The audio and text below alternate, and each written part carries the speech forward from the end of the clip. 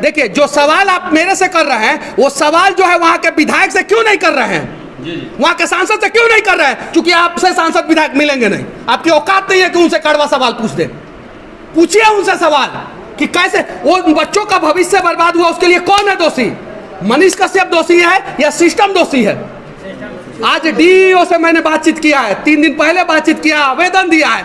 अब सिस्टम दुरुस्त करेगा तब ना उन बच्चों का भविष्य बचेगा। सही है कि नहीं है? सरकारी स्कूल में 2 साल 3 साल पहले जो है शौचालय बनता है और शौचालय जो है वो पूरा का पूरा खराब हो जाता है। मेरे गांव का स्कूल का मैं स्थिति बता रहा हूं, तो उसके लिए कौन है दोषी? हम लोग तो दिखाते दिखाते वीडियो बनाते बनाते थक जाते हैं, कभी इस जगह कभी उस जगह, कभी वहाँ कभी वहाँ, कहीं बदलाव होता है कहीं नहीं होता है।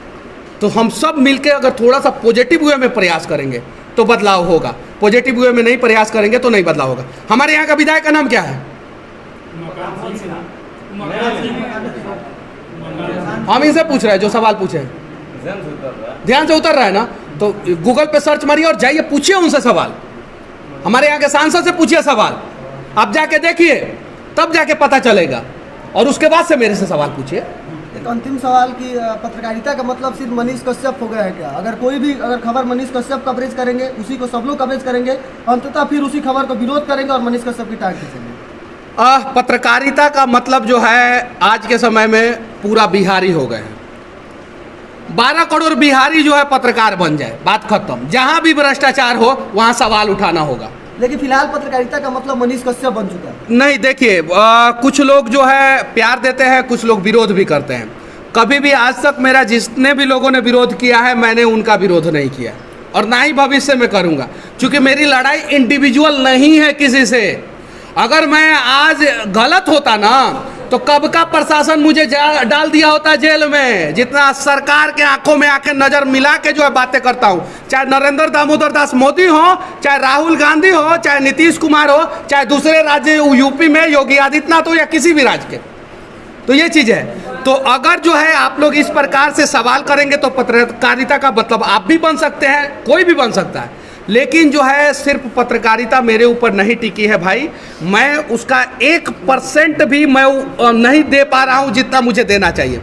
आप सभी दीजिए और कोशिश कीजिए कि इंडिविजुअल किसी से लड़ना नहीं है।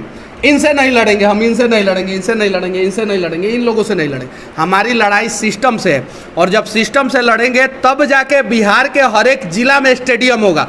मैं हैदराबाद गया था, हैदराबाद में शादी के लिए जो बड़ा सा स्टेडियम होता है ना, जिसमें लाइटिंग वाइटिंग का व्यवस्था होता है, उतना बढ़िया स्टेडियम तो यहाँ खेलने के लिए नहीं है। सुन रहे हैं पिछले 10 साल से राजगीर में इंटरनेशनल स्टेडियम बनेगा बनेगा बनेगा बनेगा बनेगा, कब बनेगा? तो रक्सौल में स्टेडियम के लिए जब मांग की जाती है और सवाल किया जाता है तो कहते हैं जगह नहीं है, आप जगह दीजिए हम स्टेडियम बनवा देंगे।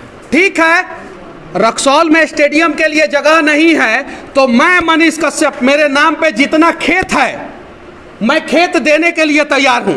विधायक जी लोग अपना संपत्ति दे, उन लोगों के पास जितना खेत है वो दे।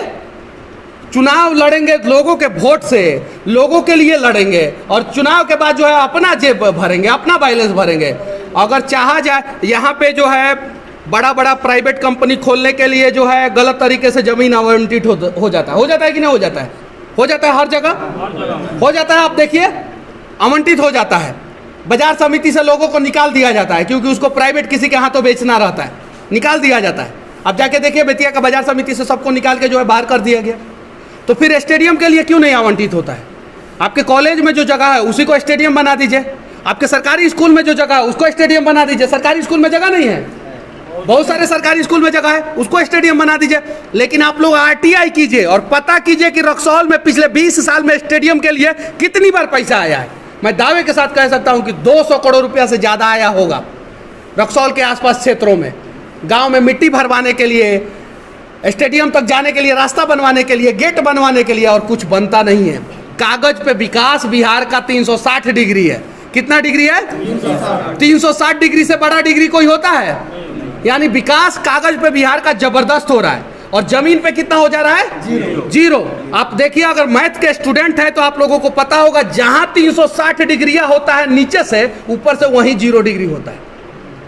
यानी सरकार 360 डिग्री कागजों पे विकास कर रहा है, जमीन पे वो 0 डिग्री हो जा रहा है। तो भाई हमें 360 डिग्री विकास मत दीजिए, हमें 180 भी मत दीजिए, 90 डिग्री विकास दे दीजिए बस।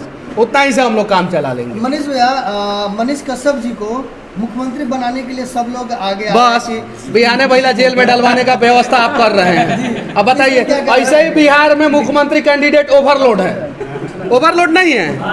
ओवरलोड है कि नहीं है बिहार में?